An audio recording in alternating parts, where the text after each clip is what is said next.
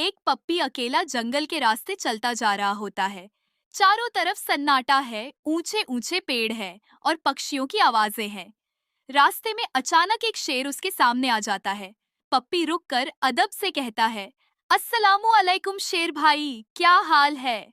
शेर मुस्कुराकर जवाब देता है, वलैकुम अस्सलाम, मैं ठीक हूँ, तुम सुनाओ? पप्पी कहता है, अल्हम्दुलिल्लाह, सब ठीक है। दोनों अपनी अपनी राह पर आगे बढ़ जाते हैं। पप्पी काफी आगे चलता है तो नदी के किनारे शेर का बच्चा डूब रहा होता है। पप्पी एक पल भी नहीं सोचता, वह तुरंत नदी में छलांग लगा देता है। तेज बहते पानी में संघर्ष करके शेर के बच्चे को पकड़ता है और किसी तरह बाहर निकाल लेता है। इतने में शेर वहां पहुंच जाता है। वह अपने बच्चे को जिंदा देखकर सन्न रह जाता है।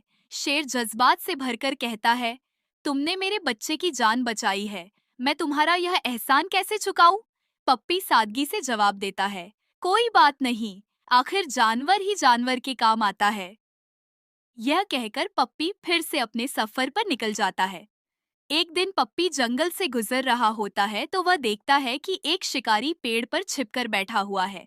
उसके पास हथियार है और वह शेर के बच्चे का शिकार करने वाला है। पप्पी तुरंत खतरा समझ जाता है। वह जोर जोर से चिल्लाने लगता है। शेर आवाज सुन लेता है। वह तुरंत सतर्क हो जाता है और शिकारी पर जोर से दहाड़ता है। शिकारी डर के मारे भाग जाता है। शेर और उसका बच्चा बच जाते हैं।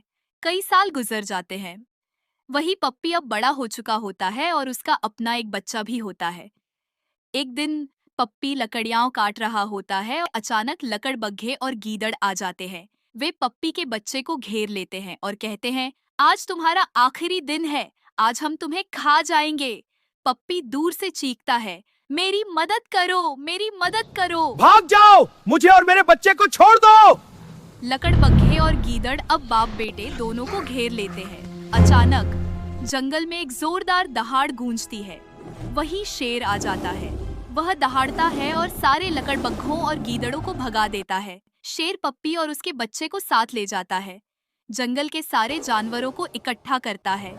एक ऊंची चट्टान पर खड़ा होकर ऐलान करता है, ये दोनों बाप बेटे मेरे दोस्त भी हैं और मेरे भाई भी हैं। अगर किसी ने इनसे दुश्मनी ली, समझ लो मुझसे दुश्मनी ली। कोई जंगल में इनको कुछ नहीं कहेगा। पप्पी आगे बढ़कर शेर का शुक्रिया अदा करता है। पप्पी खुशी खुशी अपने बच्चे के साथ घर लौट जाता है। उस दिन के बाद जंगल में कभी किसी ने पप्पी की तरफ आंख उठाकर नहीं देखा।